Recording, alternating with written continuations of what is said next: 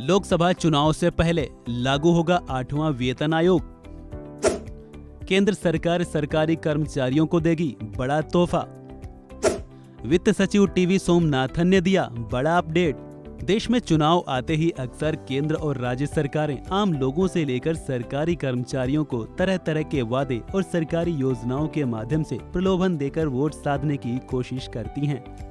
अगले साल 2024 में लोकसभा का चुनाव होना है, जिसको लेकर कयास लगाए जा रहे थे कि केंद्र सरकार 2024 के लोकसभा चुनाव से पहले केंद्रीय कर्मचारियों को 8वें वेतन का तोहफा दे सकती है।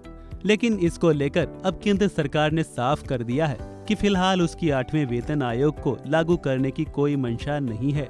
वित्त सचिव टीवी सोमनाथन ने बृहस्पतिवार को कहा कि फिलहाल इस तरह के किसी भी प्लान पर कोई विचार नहीं चल रहा है। सोमनाथन ने कहा कि वेतन आयोग की कोई प्लानिंग नहीं है और अभी लंबित भी नहीं है।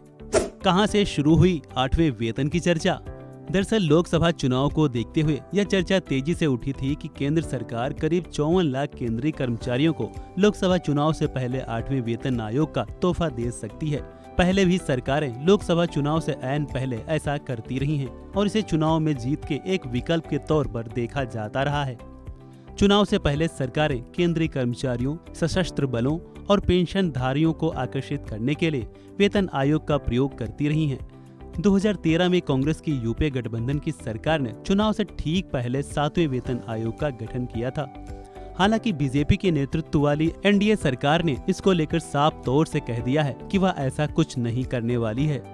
पेंशन को लेकर क्या बोले वित्त सचिव? दरअसल केंद्र सरकार ने पेंशन स्कीम की समीक्षा के लिए वित्त सचिव की अगुवाई में एक कमेटी का गठन किया था, जिसको लेकर जानकारी देते हुए वित्त सचिव टीवी सोमनाथन ने कहा कि हमने सभी संबंधित पक्षों के साथ विचार विमर्श पूरा कर लिया है और हमारी रिपोर्ट जल्द सौंपी जाएगी। सरकार नई पेंशन व्यवस्था में यह सुनिश्चित करने के लिए बदलाव ला सकती है कि कर्मचारियों को उनके अंतिम वेतन का कम से कम 40 से 45% पेंशन मिले। लोकसभा चुनाव को महज कुछ ही महीनों का समय है।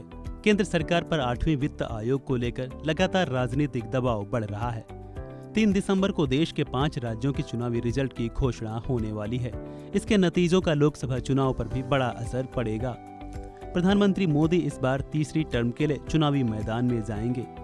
इस खबर में इतना ही। अन्य अपडेट्स के लिए बने रहिए वन इंडिया हिंदी के साथ।